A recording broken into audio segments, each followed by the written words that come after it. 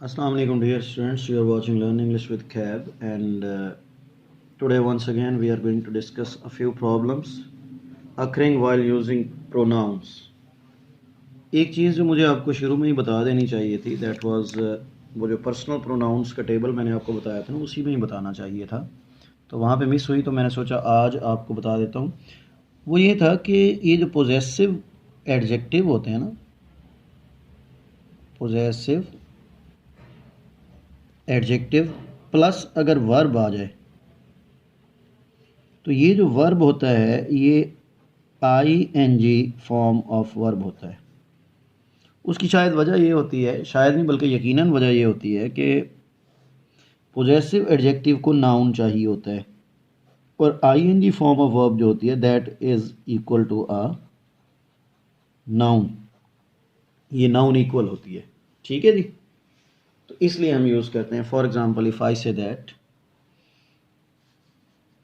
दे objected his marrying her, ठीक है। In the same way if I say that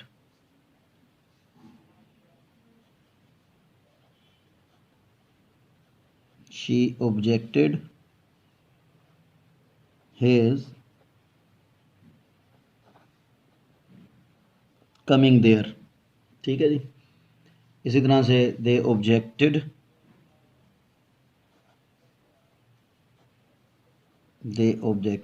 my going there. तो ये आपके पास my going ING form of verb, his coming ING form of verb, his marrying ING form of verb, ठीक हो गया जी। तो that is very much clear कि अगर तो पोजेसिव एडजेक्टिव आ जाए और आगे वर्ब आए तो वो फिर नाउन इक्वल आएगी, और नाउन इक्वल में वो जेरेंड होती है ING फॉर्म ऑफ वर्ब। अच्छा, दूसरा रूल जो मैं आज आपको बताने लगा हूँ वो है इट और वन का, कि अगर आपके पास इट आ जाता है तो इसका जो पोजेसिव आता है वो फिर इट्स आता है, और इसी तरह से वन का वंस आता है। लेकिन याद रखिएगा कि वन का जो वंस होता है ये एपोस्ट्रोफी के साथ होता है, जबकि इट का जो इट्स होता है ये बगैर एपोस्ट्रोफी के होता है। क्योंकि आपको याद होगा कि इट्स विद एपोस्ट्रोफी जो होता है that is the contraction of it is, और इनके साथ वर्ड ऑन भी मोस्ट प्रोबेबली यूज़ होता है। अच्छा, एक और चीज़ भी यहाँ पे I would like to tell you people कि अगर समवन आ जाए इसी रूल से, समवन आ जाए, एवरीवन आ जाए, और समबडी आ जाए, एवरीबॉडी आ जाए,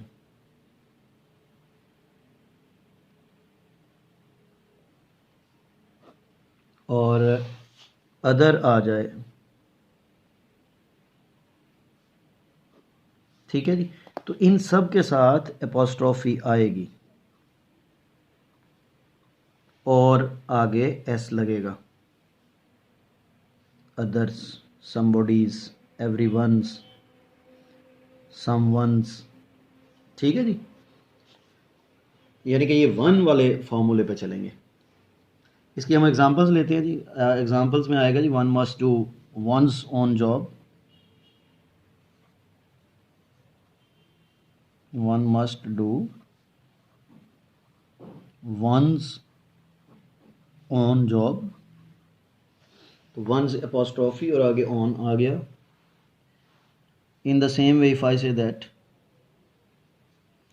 one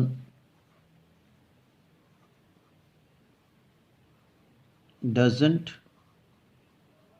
like to spend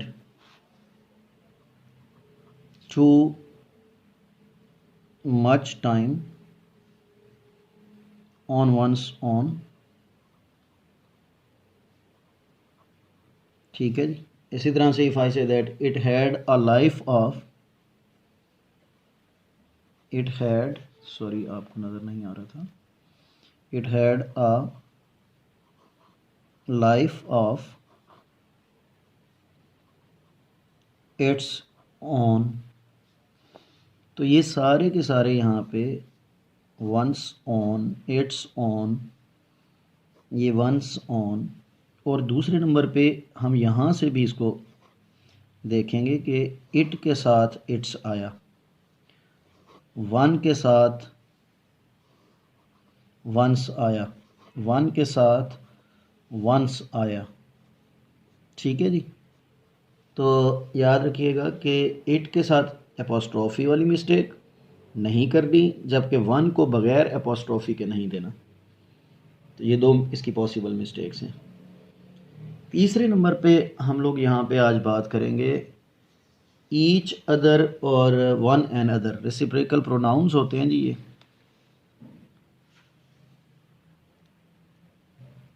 each other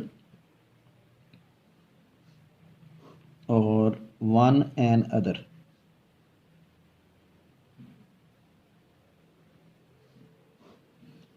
अच्छा, एक तो ये ज़हन में रखें कि ईच अदर जो है ये दो के लिए यूज़ होता है, जबकि वन एंड अदर जो है ये मोर देन टू के लिए होता है।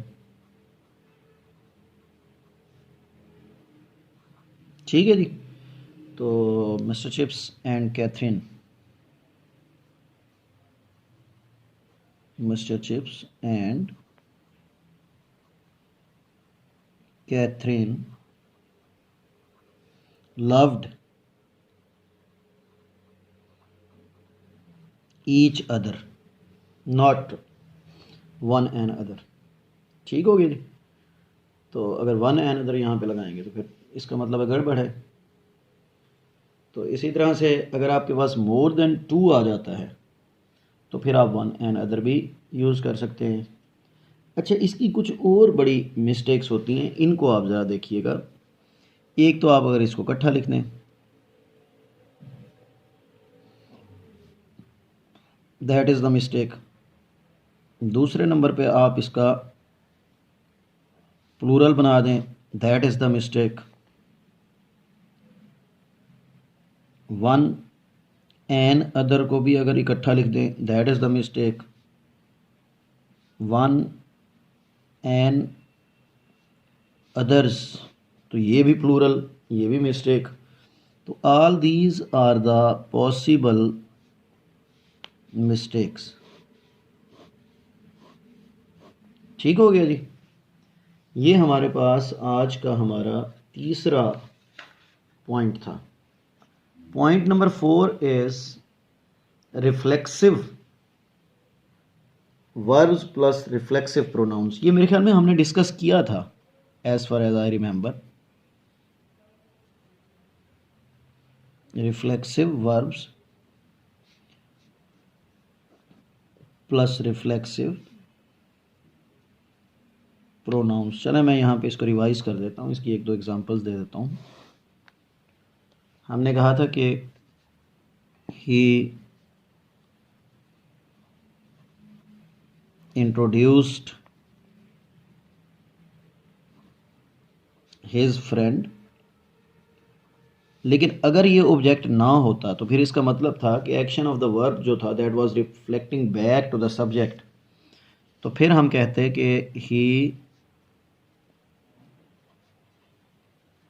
इंट्रोड्यूस्ड, नहीं, अब यहाँ पे हम कहेंगे ही इंट्रोड्यूस्ड हिम सेल्फ।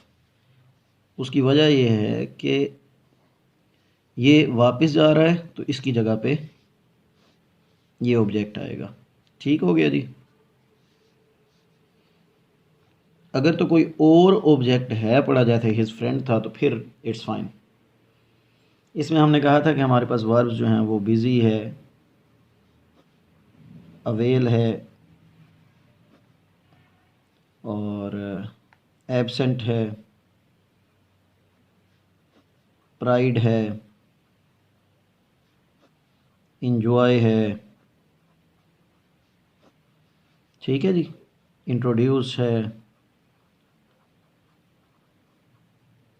कंसिडर है। ये आप लोगों को याद होगा, वो Catherine considered herself responsible for Chips injury, ठीक है जी। तो ये 4 पॉइंट्स हैं जी हमारे आज के। नंबर 1 हमने कहा कि पोजेसिव एडजेक्टिव प्लस वर्ब होगा तो आईएनजी फॉर्म ऑफ वर्ब होगा। इट के लिए हम जो पोजेसिव प्रोनाउन यूज़ करेंगे वो इट्स बग़ैर एपोस्ट्रोफी के करेंगे। वन के लिए वंस, और वो भी एपोस्ट्रोफी के साथ। इसी तरह से रेसिप्रोकल प्रोनाउंस में मैंने बताया आप लोगों को कि each other for two and one and other for more than two, उसकी पॉसिबल मिस्टेक्स हमने डिस्कस की। और रिफ्लेक्सिव वर्ब्स का मैंने आपको बताया कि इनके साथ रिफ्लेक्सिव प्रोनाउन आएगा अगर तो कोई और ऑब्जेक्ट इनके साथ नहीं है। अगर और ऑब्जेक्ट है पड़ा फिर ज़रूरत नहीं है। लें जी, that was all from my side. Thank you very much for watching learn English with cab. Will see you tomorrow इंशाल्लाह। Take care.